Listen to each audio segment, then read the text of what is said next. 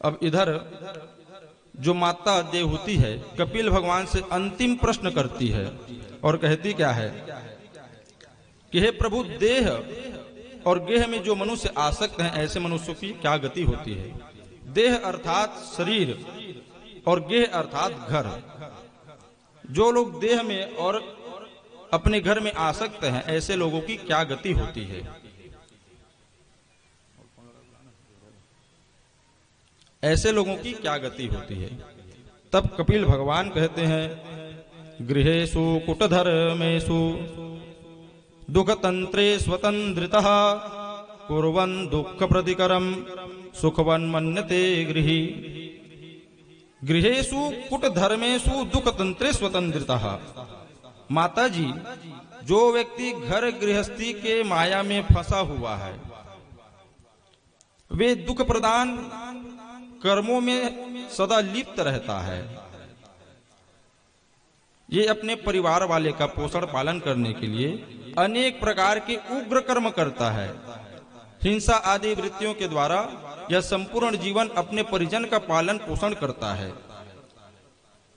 चाहे उसको चोरी करना पड़े, डाका डालना पड़े या कहीं किसी को मारना पड़े, परंतु घर वालों को पालने के लिए उन्हें ये सब कर्म करना पड़ता है। भैया घर को पालना है।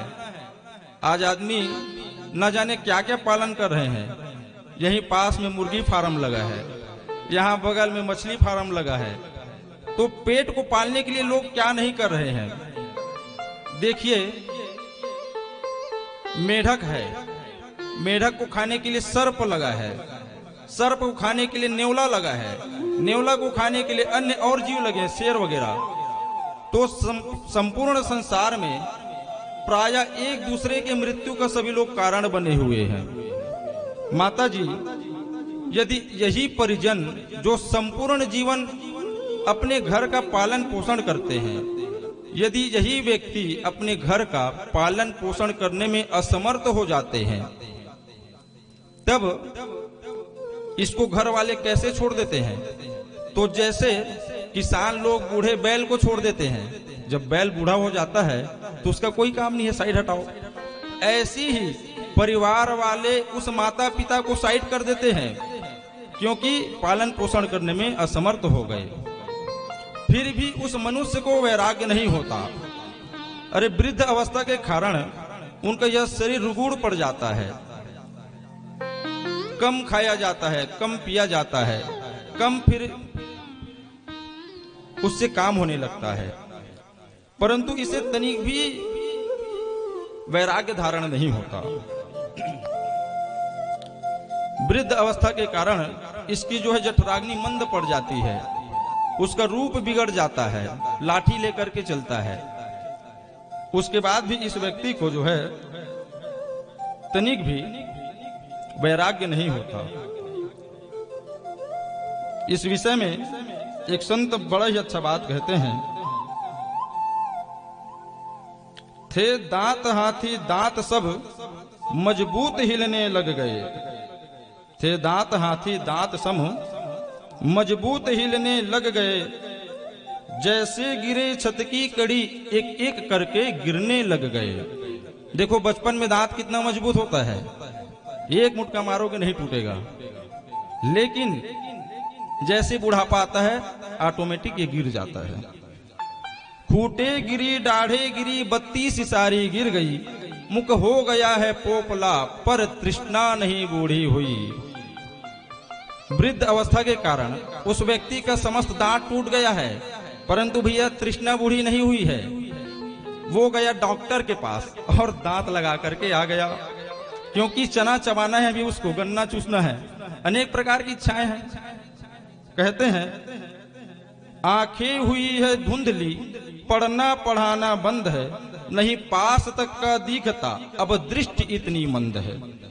अब कुछ नहीं है दिखता, रात दिन में हो गई। अब कुछ नहीं है दिखता, रात दिन में हो गई। आंखें दिखाई आंख ने, तृष्णा नहीं बूढ़ी हुई। भैया अब दिखना बंद हो गया वृद्ध अवस्था के कारण, परंतु इसकी तृष्णा बूढ़ी नहीं हुई है। क्यों? इसे देखने का मन है संसार को। तो ये क्या करेगा, डॉक्टर के पास जाएगा और नेत्र लगवा के आ जाएगा। अब कान आना कान की ऊंचा सुनाई देत है, जब कान पर चिल्लाए कोई तब थोड़ा सुन लेता है। वृद्ध अवस्था के कारण सुनना सुनाना बंद हो जाता है। कोई कान के पास जोर से चिल्लाता है ना, तब उसे सुनाई देता है, थोड़ा बहुत, उस भी ज्यादा नहीं। सुनना सुनाना छूट गया, अब आस नहीं सुनने की गई। बहरे हुए हैं कान पर, तृष्णा नहीं बूढ़ी हुई। कान बहरा हो गया परंतु तृष्णा बूढ़ी नहीं हुई। डॉक्टर के पास पुनः गया, मशीन लगवा करके आ गया। काया गली झुर्री पड़ी, लोहू हुआ है लापता। पग डगमगाते चालते कर कापते सिर हालता। वृद्ध अवस्था के कारण हाथ में लाठी लेकर के चलता है, परंतु ढंग से चल नहीं पाता, पैर डगमगाने लगता है। फिर भी उसको जीने की आस है, मरना नहीं चाहता। कहते हैं बेटे बहु विपरीत है, माने नहीं कोई कहा। बेटे बहु विपरीत है, माने नहीं कोई कहा। रोटी मिली नहीं वक्त पर, है स्वाद जाता रहा। अरे बेटे बहू अब बात को नहीं सुनते वृद्ध अवस्था में, और यदि भोजन भी देते हैं तो ऐसे समय में देते हैं कि आपका स्वाद चला गया, बाद में मिलेगा आपको भोजन। पुत्र पौत्र सब कहत है, बुढ़ा बहुत दुख पाय है। देता हमें भी कष्ट है, मर क्यों नहीं जाए है। अरे स्वयं कष्ट पा रहा है और हमें भी कष्ट दे रहा है, उससे अच्छा तो मर जाता। परंतु भैया मर जाए अच्छा होय, अब कष्ट की हद हो गई। मरना न फिर भी चाहता, तृष्णा नहीं बूढ़ी हुई। परंतु वो मरना नहीं चाहता क्योंकि उसकी तृष्णा बूढ़ी नहीं हुई। सब इंद्रिया बलहीन है, नहीं देत में सामर्थ है। नहीं खा सके नहीं पी सके, सब भांति असमर्थ है। अब खाने पीने में भी असमर्थ हो गया। जैसी वृद्ध अवस्था आई, खाना पीना उसका छूट गया, खा पी नहीं सकता। सब लोग कहने लगे, जितने आसपास परिवार वाले हैं, बुढ़ा मरा सब चाहते, बुढ़ा मरन नहीं चाहता। कुल ग्राम के धन धाम के 100 मनोरथ ठानता। सब कहते हैं कि उससे अच्छा भैया मर जाता तो ज्यादा अच्छा है। फालतू में जी रहा है, अपने आप को कष्ट तो दे ही रहा है, घर परिवार को भी कष्ट दे रहा है, उससे अच्छा ये मर जाता। तरुणी हुई है वासना, तृष्णा नहीं बूढ़ी हुई। उसकी वासना जो है तरुणी हुई है, तृष्णा उसकी बूढ़ी नहीं हुई है। ये जीने की आस लगा करके बैठा है। जब मृत्यु का इसका समय निकट आता है तो परिजन परिवार वाले उसको घेर के खड़े हो जाते हैं कुछ कुछ पूछने के लिए, परंतु ये उत्तर नहीं दे पाता, जवाब ही नहीं दे पाता। तभी उसी समय यम के दूत आते हैं, उसे देख करके यह भयभीत हो जाता है और इसके प्राण पखेरु उड़ जाते हैं। उस समय जो घर वालों की स्थिति होती है कैसे होती है?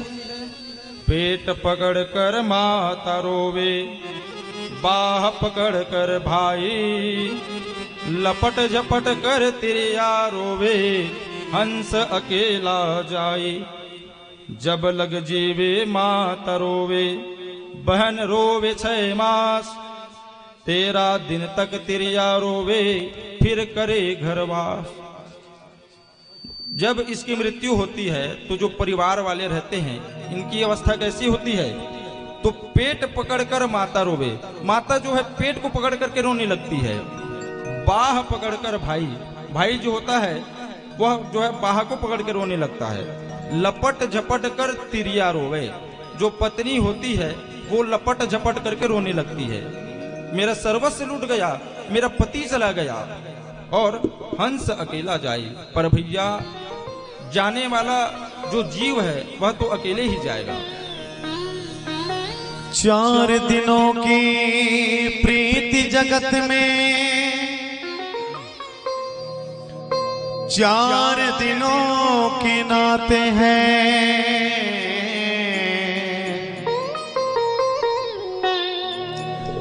पलकों पर पर्दे पड़ते हैं, सब नाते मिट जा